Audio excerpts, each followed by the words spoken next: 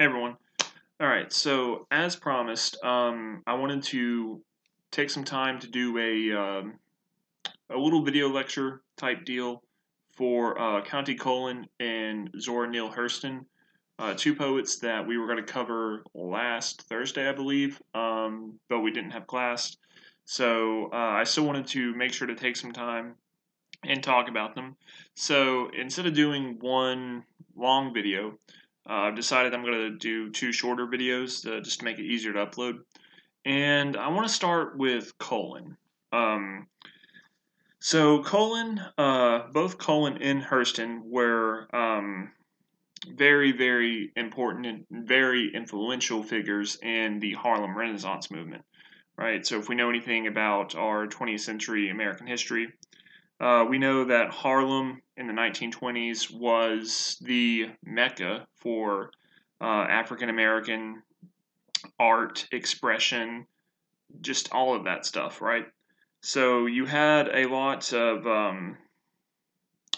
poetry, right? A lot of poetry, a lot of writing, along with visual arts and music, right, as well. So we will start out talking about Cullen a little bit. So Cullen is unique in this kind of sphere of Harlem Renaissance poets because of how straight up traditional his poetry is. So, if you've been following along in class, we are kind of coming out of this tail end of modernism, right? If you remember Ezra Pound, if you remember T.S. Eliot, and even As I Lay Dying, right, with the way that that novel was structured in its stream of consciousness style of writing, um, Countee Cullen really doesn't do any of that. He doesn't do any of that at all. He harkens back to these very, very traditional poetic forms, right? Traditional stanzas, sonnets, rhyme schemes, all of this stuff that, modernism really wanted to just do away with, blow all that stuff out of the water. Cullen brings it back into play. He brings this stuff back into the picture.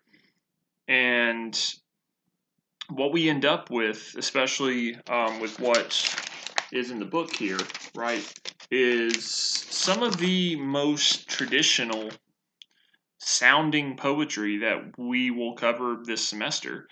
Um, Specifically, harkening back to the English Romantics, poets like Keats and Browning. Um, Cullen was heavily influenced by those poets, and he really wears that on his sleeve in these poems, right? So Cullen, we can describe him as a mixture of traditional English, specifically English Romantic, um, poetic form, but then using that form to talk about the African American experience in America at this time. Um, so he's kind of taking these more older traditional forms from the prior century, right? And he's coupling them with um, these African American ideals that were prevalent in this time period, right? So let's start out. Let's look at Yet Do I Marvel, right?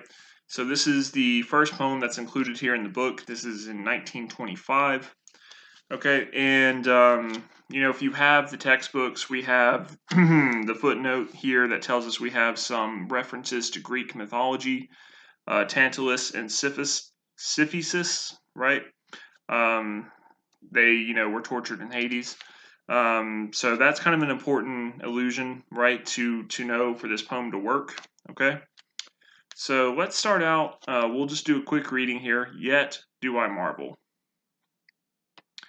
I do not doubt God is good, well-meaning, kind, and he stoop to quibble could tell why the little buried mole continues blind. Why flesh that mirrors him must someday die. Make plain the reason tortured Tantalus is baited by the fickle fruit. Declare if merely brute caprice dooms Sisyphus to struggle up a never-ending stair.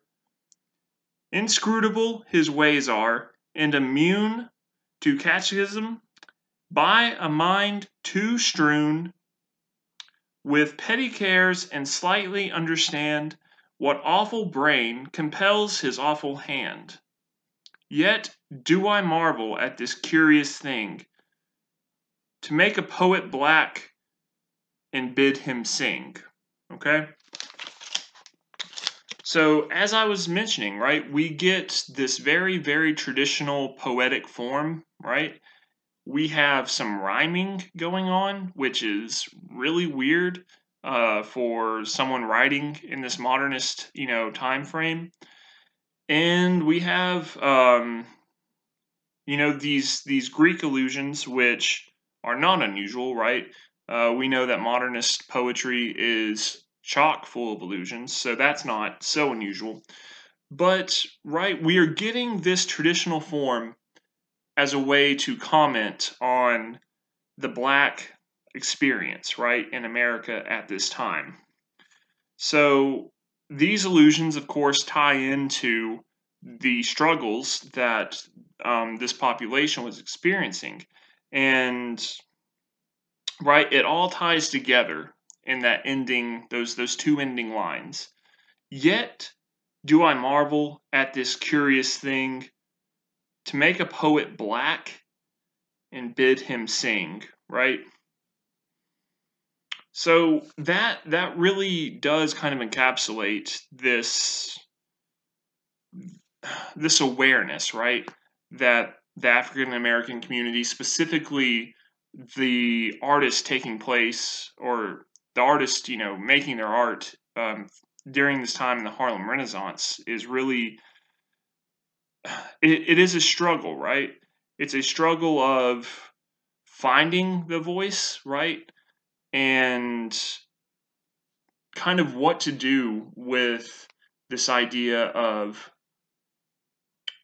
okay, we have these abilities, right? We have these freedoms now to express ourselves, but how do we handle that, right? Where we have this area of Harlem where we can be free to express, right? But then knowing very well what's going on, in the rest of the country, how racial tensions and relations are still, your American history, as bad as they were in the rest of the country, right?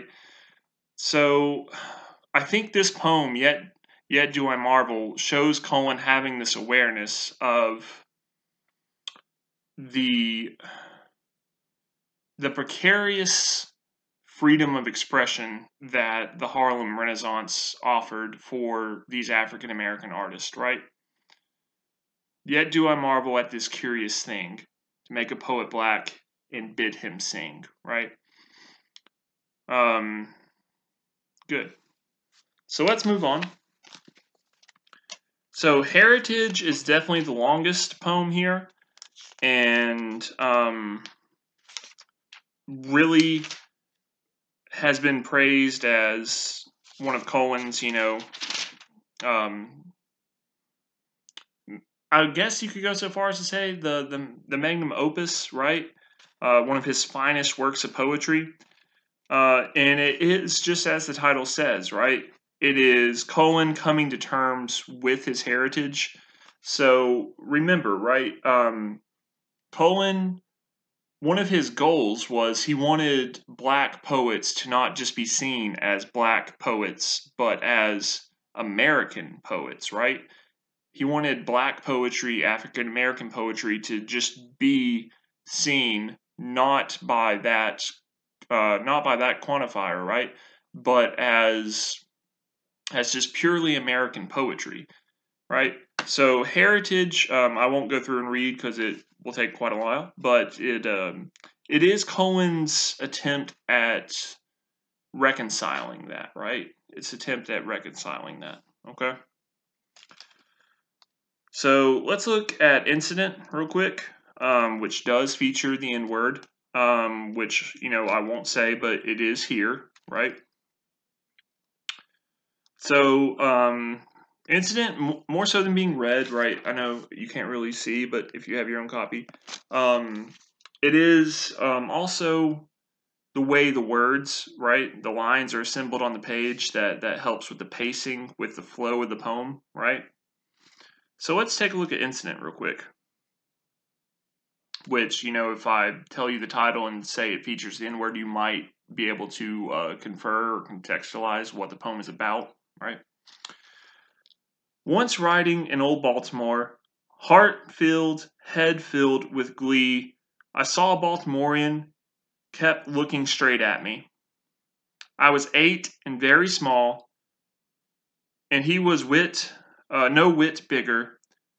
And so I smiled, and he poked out his tongue and called me N-word, right?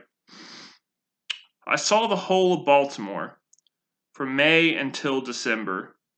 Of all the things that happened there, that's all that I remember, right? So that's, a very straightforward poem, but also a very, very powerful poem. And goes to show, right, that the artists involved in the Harlem Renaissance, as I mentioned kind of with Yet Do I Marvel, were still very aware, right? They still were very aware of how people, right, of their skin color would be received and reacted to, anywhere else in the country, right? And incident, right, for people of color, this is just a very, even though it is very straightforward, it does have that poetic, form to it with the rhyme, traditional stanzas, right? I think the use of that traditional poetic form does make the message hit harder, right? This is a poem that is supposed to make you, um, after you finish reading it or after you finish listening to someone read it to you, it's a poem that's supposed to just make you kind of stop and not really say anything, but just think, right? Think about these incidents, right? Think about these incidents, okay? So Yet Do I Marvel, incident, heritage, you should go over on your own, right? Make sure you read heritage.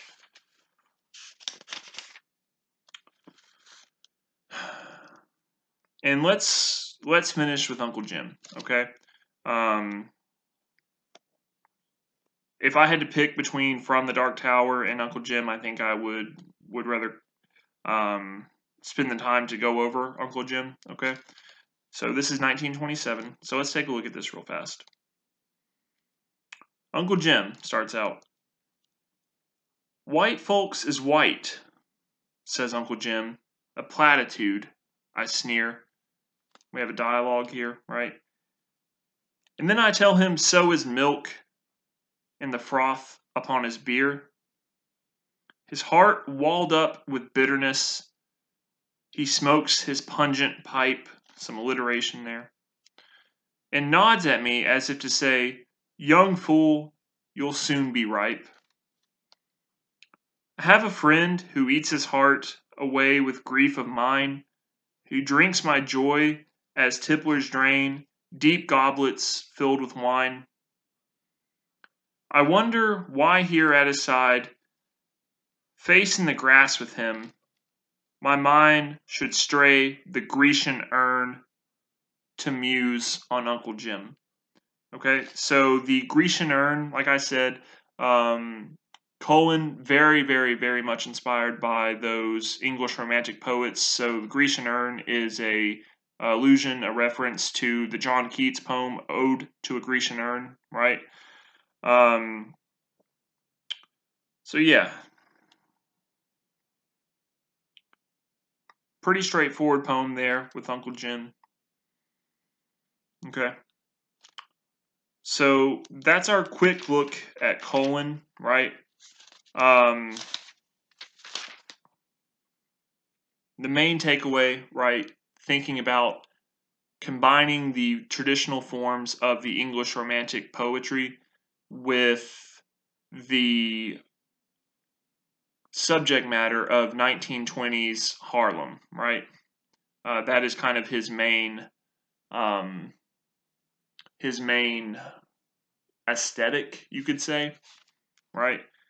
And I think the combination of the traditional poetic forms with the very pertinent and personal and affecting subject matter, I think it's a really powerful combination, and it's one of the reasons why Countee Cullen is one of the more important voices to come out of the Harlem Renaissance movement. Okay, good. So that's our quick rundown on Cullen. So I'll stop this video and then I will do one more with Zora Neale Hurston.